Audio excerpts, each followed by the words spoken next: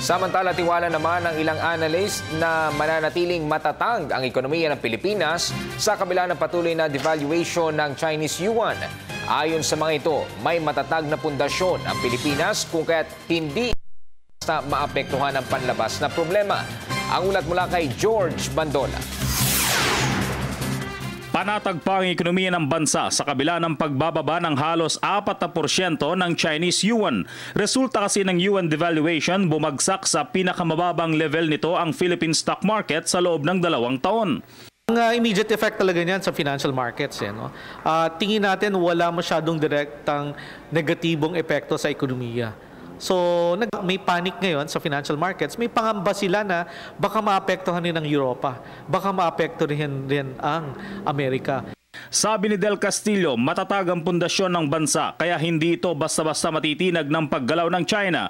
Maliban sa paghila sa halaga ng piso kontra dolyar, wala na raw epekto sa ekonomiya ng bansa ang Chinese yuan devaluation. Pero lamang itong tumagal.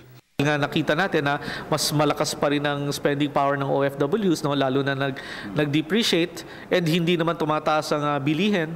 Tingin natin kaya natin malampasan to. No? Bago matapos ang taon, nais ng mga negosyante na pagtuunan ng pamahalaan ang problema ng masikip na daloy ng trapiko dahil sa kakulangan ng infrastruktura at panatag at murang supply ng kuryente. Sobrang traffic na hindi lang sa Metro Manila, no? Kahit sa ibang areas, no?